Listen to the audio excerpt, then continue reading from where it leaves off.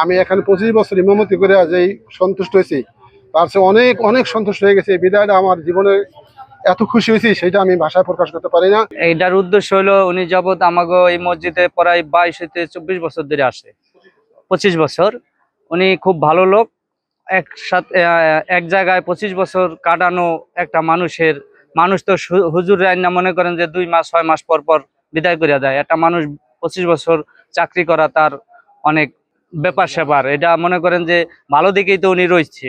উনিও ভালো, আবার সমাজের লোকও মনে করেন তালমিল করে রাখছে। এই জন্য ওনারে, এই কারণেই ওনারে এই আয়োজন। কিছু কিছু জায়গায় তো আমরাও দেখি ফেসবুকে, উচিত অনেক জায়গায় দিতেছে, ভালো কাজ করলে ভালোভাবেই দেওয়া, সম্ভাবনা দেওয়াটাই মানুষের মন্তব্য বা ভালো জিনিস।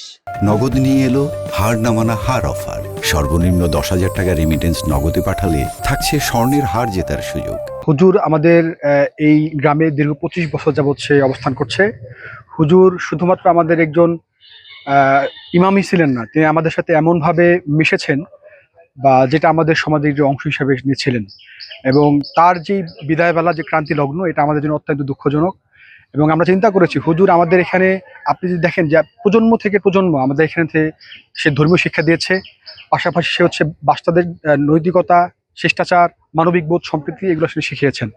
তার এই ধারাবাহিকতা হুজুরের যে অবদানটা, এটা দৃশ্যমান নয়।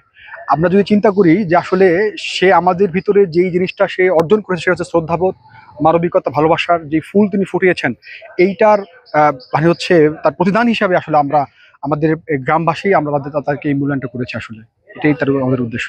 আমি এখানে 25 বছর ইমামতি করে যেই সন্তুষ্ট হয়েছি, তার চেয়ে অনেক অনেক সন্তুষ্ট হয়ে গেছে। এই বিদায়টা আমার জীবনে এত খুশি হয়েছি, সেটা আমি ভাষায় প্রকাশ করতে পারি না। আমার মনে হয়, আমার বিশ্বাস হয়, তারা আমাকে জান্নাতে পৌঁছে দিতেছে। আমি এই জন্য তাদের এত খুশি। আমি মরণ পর্যন্ত এই সমাজে আইব এবং যাইব। এদের প্রতি আমি খুশির কোনো শেষ নেই আমার। আলেমদেরকে সম্মান করলে আল্লাহ তাদের সম্মান করে, নবী তাকে সম্মান করে। তাদেরকে সম্মান ইজ্জত দেওয়া উচিত। আমি যদি জান্নাত যাইতে পারি, তাদেরকে খেয়াল করবো, আল্লাহ তুমি এদেরকে জান। আমি নামাজ পড়ে দোয়া করবো যে এদেরকে আল্লাহ যেন জান্নাতে বানিয়ে দেয়। আর এরাও আমারে বলবো না, আমি ওকে বলবো না।